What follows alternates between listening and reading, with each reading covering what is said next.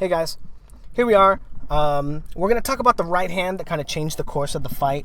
It was a great right hand from Andre Ward, and I'm going to talk a little bit about how he set it up and why it was effective and why he was able to set it up and what he saw. You know, I talked about in the build-up to the fight that Andre Ward was great at picking up on patterns. He's a very smart fighter.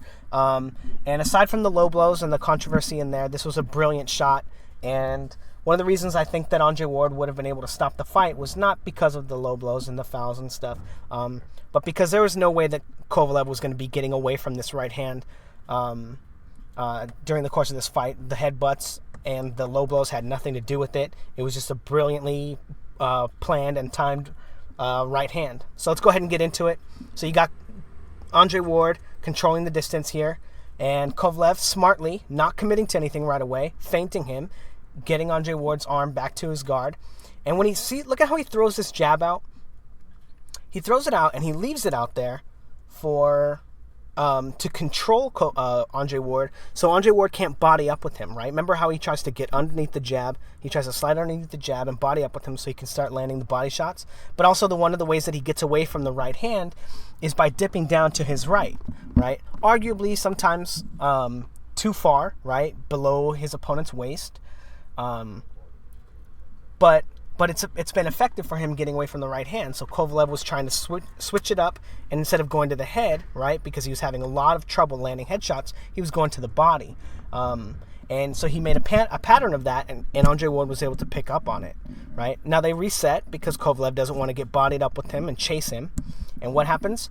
He goes back to the same jab. He leaves it out there, right? And he doesn't control, and he's not watching Andre Ward for his reaction, right? And that's what a probe is, right? You have your feints, you have your jabs. Like a jab is just a regular punch. You have a feint where it doesn't matter what your opponent does.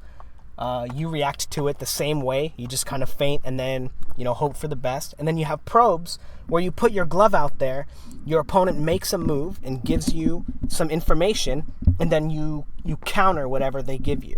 Right? So the probing, I guess you can call it countering. Maybe I'll make a video about it that's more specific.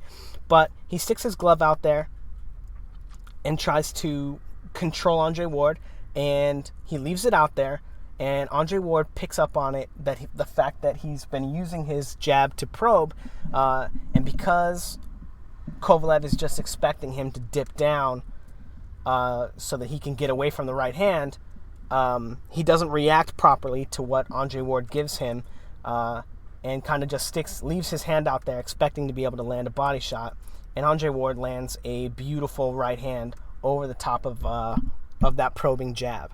And the reason that I say normally it is a probing jab, in this case I think he was just going for the double jab, but Andre Ward reading it as a probe, but a failed probe, because the idea is to stick it out there to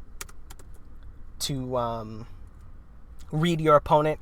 Kovalev got pretty complacent in the fight with his probes and his feints, and stopped actually using them to read what his opponent was giving him, and just expected the body shot to be there.